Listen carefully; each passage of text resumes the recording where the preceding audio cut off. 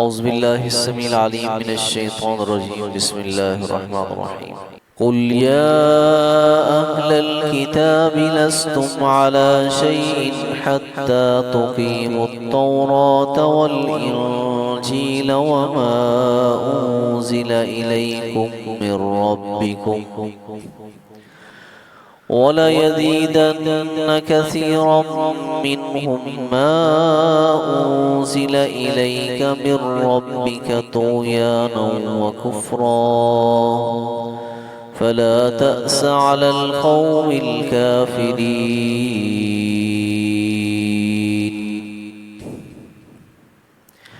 إِنَّ الَّذِينَ آمَنُوا وَالَّذِينَ هَادُوا وَالصَّابِئُونَ وَالنَّصَارَى مَنْ آمَنَ بِاللَّهِ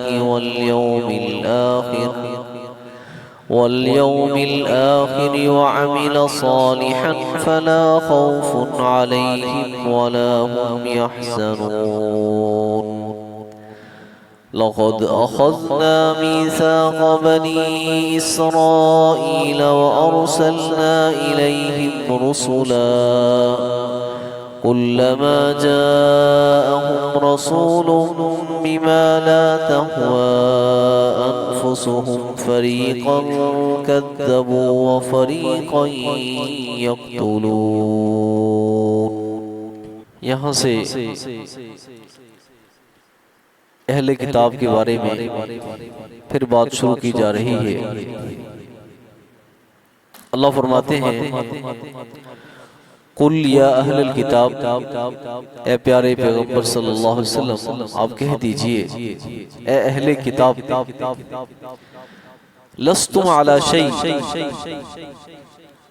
تم دراصل کسی چیز پر نہیں ہو، یعنی نہ تو تمہارا کوئی مذہب ہے،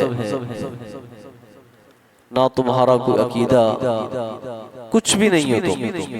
کب تک؟ حتی تقیموا التوراۃ والانجیل، جب تک تم تورات اور انجیل پر قائم نہیں رہتے.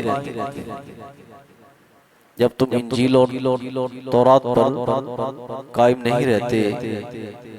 اور تیسری کیا ہے وَمَا أُنزِلَ إِلَيْكُم مِّن رَّبِّكُمْ، اور جو کچھ بھی تمہارے رب کی طرف سے اتارا گیا ہے جب تک اس کو قائم نہیں کرتے تم کسی چیز پر نہیں. لیکن اصل میں یہ کتابیں تورات ہو، انجیل ہو، قرآن مجید ہو، یہ اللہ رب العزت نے کتابیں اتاری ہیں طلب ہدایت کے لیے کہ انسان ان سے رہنمائی لے اور اپنے لیے سیدھی راہ کا تعین کرے.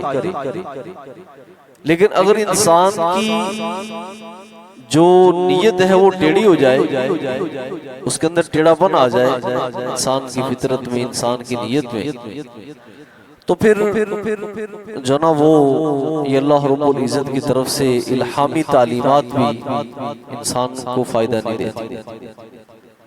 جب انسان پہلے ہی اپنا کوئی ذہن بنا لے، ٹھیک ہے، ہمیں جو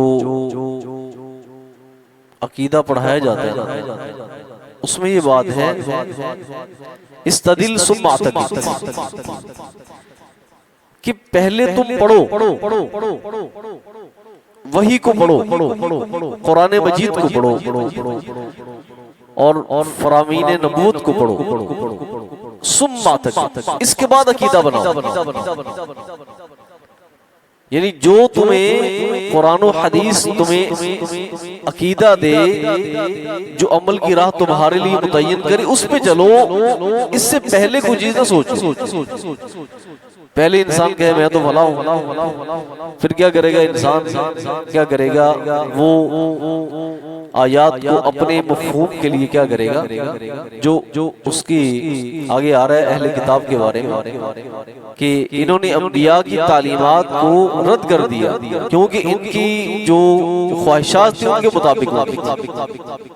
ان کی خواہشات کے مطابق وہ تعلیمات نہیں تھی، ٹھیک ہے، اس کا مطلب یہ کہ ان کی فطرت پہلے مسخ ہو چکی تھی، وہ سمجھتے تھے کہ جو تعلیمات ہیں تورات انجیل کی وہ بھی ہماری من کے مطابق ہوتی، حالانکہ انسان کو پابند بنایا گیا ہے کہ وہ اپنے آپ کو الہامی تعلیمات کا پابند بنائے، یہ نہیں کہ وہ تعلیمات کو اپنے من کے مطابق کرنا شروع کر دے۔ ایسا ہوگا تو پھر یہی چیز انسان کے لیے گمراہی کا سبب بنے گی۔ اللہ فرماتے ہیں وَلَيَزِيدَنَّ كَثِيرًا مِّنْهُمْ، اور البتہ ضرور بڑھا دے گی ان میں سے اکثر کو کیا چیز؟ مَا أُنزِلَ إِلَيْكَ مِن رَبِّكَ، وہ چیز جو تمہارے رب کی طرف سے، جو آپ کے رب کی طرف سے آپ کو طرف نازل کی گئی ہے، یہ تمہیں بڑھا دے گی کس میں؟ طغیانا و کفرا، سرکشی میں اور کفر، سرکشی میں اور کفر میں، کیونکہ تمہاری پھر اس سے ہدایت لینے کی نیت نہیں۔ فلا تأس علی القوم الکافرین، تو آپ مت افسوس کریں، آپ مت غمگین ہوں کافر قوم، کافر قوم پہ آپ بالکل افسوس نہ کریں۔ ان الذین آمنوا، یقین وہ لوگ جو ایمان لائے، والذین ہادوا، اور وہ لوگ جو یہودی ہوئے، والصابئون، اور ستارہ پرست، ستارہ پرست، والنصارى، اور نصرانی۔ اللہ رب العزت نے یہ بڑے بڑے مذاہب تھے، یہ بڑے بڑے مذاہب تھے، یعنی تورات کے حامل، انجیل کے حامل، ٹھیک ہے، یہودی ایک بہت بڑی کیا تھے نسل تھے، ٹھیک ہے۔ تو فرمایا من آمن باللہ والیوم الآخر، جو شخص بھی ایمان لے آئے گا نا اللہ کی ذات پر، والیوم الآخر، اور آخرت کے دن پر، وعمل صالحا، اور نیک عمل کرے گا، فلا خوف علیہم ولا هم يحزنون، وہ ان پہ نہ خوف ہوگا نہ وہ غم کھائیں گے۔ خوف ہوتا ہے آنے والے حالات کا، یعنی آنے والے جو حالات اس کا ڈر ہوتا ہے کہ ہمارے ساتھ کیا بیتے گی۔ ایمان اور عمل صالح ہو، آخرت پر ایمان ہو، تو آنے والے حالات انسان کے لیے مشکل نہیں ہوتے۔ حدیث مبارک میں کیا آتا ہے؟ جب انسان کا قبر کے اندر حساب و کتاب ہو جائے گا نا، کہے گا یا رب اقیم الساعہ، میرے مالک ابھی قیامت کو قائم کر، ابھی قیامت کو قائم کر۔ یعنی جو اہل ایمان ہوں گے فلا خوف علیہم، آئندہ آنے والے حالات کو ان پہ کوئی خوف تاری نہیں ہوگا، ولا هم يحزنون، اور نہ ہی وہ غمگین ہوں گے۔ تو یہاں پر دیکھو اس آیت سے بہت سے سیکولر جو لوگ ہیں نا، انہوں نے غلط استدلال کیا، نعوذ باللہ۔ وہ کہتے ہیں دیکھو صرف تین چیزیں ضروری ہیں، ایک ایمان، دوسرا کیا ہے اللہ پر ایمان، آخرت پر ایمان، اور عمل صالح۔ کہتے ہیں جو شخص بھی ہو، کسی بھی مذہب کے ساتھ اس کا تعلق ہو، جس طرح قرآن مجید نے یہاں پر بیان کیا ہے، بے شک وہ جو ایمان لائے، جو یہودی ہوئے، اور جو ستارہ پرست ہیں، جو نصرانی ہیں، جو بھی اللہ پر ایمان لے آئے، آخرت کے دن پر ایمان لے آئے، اور نیک کام کرے، بھلے کام کرے، فلا خوف علیہم ولا هم يحزنون۔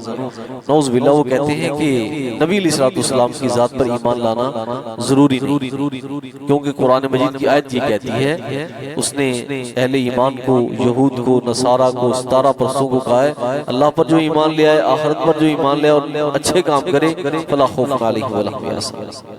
حضرات گرامی، اس سے بعض لوگوں نے یہ استدلال کیا ہے کہ نعوذ باللہ نبی علیہ السلام کی رسالت پر ایمان لانا ضروری نہیں، کیونکہ اس کا یہاں پہ ذکر نہیں۔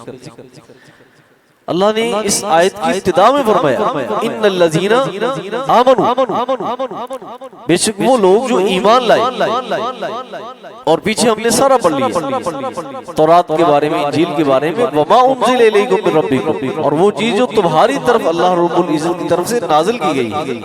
تو ایمان جو ہے وہ قابل قبول ہے اس وقت، اس کا ایمان ویلڈ ہے جس کے اندر نبی علیہ السلام کے اوپر ایمان لانا کیا ہے، ضروری ہے۔ اور حدیث مبارک میں کیا آتا ہے، وہ محمد فرق بین الناس، اس وقت جو ہے وہ ہدایت کا معیار نبی علیہ السلام کی ذات ہے، نبی علیہ السلام کی ذات ہے۔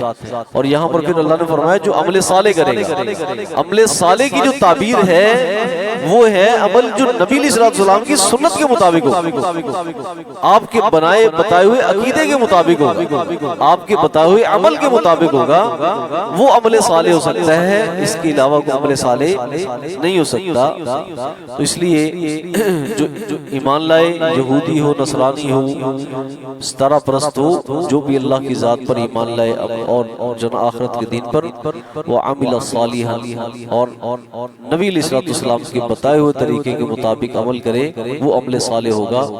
فلا خوف علیہم ولا هم يحزنون، نہ ان پہ خوف ہوگا نہ وہ غمگین ہوں گے۔